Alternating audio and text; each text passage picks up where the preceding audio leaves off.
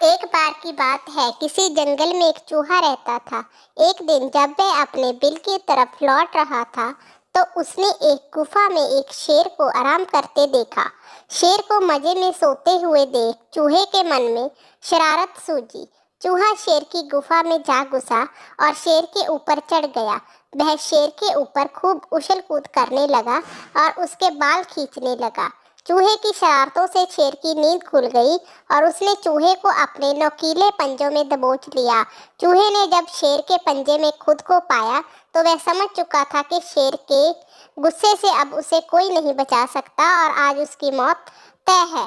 चूहा बुरी तरह डर गया और रो रो कर शेर से विनती करने लगा कि शेर जी, मुझे मत मारो, मुझसे भूल हो गई, मुझे जाने दो।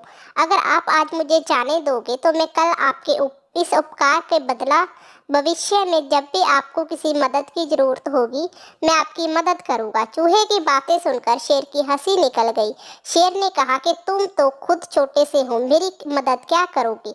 चूहे की विनती सुनकर शेर को उस पर दया आ गई और उसने चूहे को छोड़ दिया। चूहे ने शेर को धन्यवाद बोला और वहां से चला गया।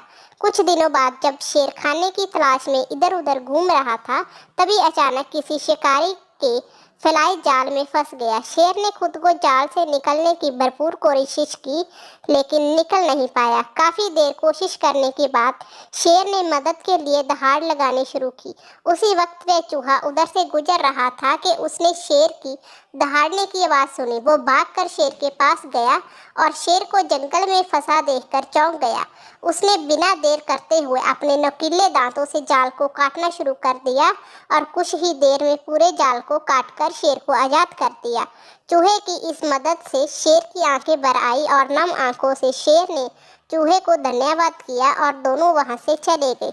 फिर शेर और चूहा दोनों दोस्त बन गए। कहानी की सीख। इस कहानी से हमें यह सीख मिलती है कि हमें सिर्फ शरीर के आकार पर किसी छोटे या बड़े को नहीं समझना चाहिए, साथ ही हमें दूसरों की मदद करनी चाहिए, क्योंकि जब हम दूसरों की मदद करेंगे तभी कोई हमारी मदद के लिए आगे आए।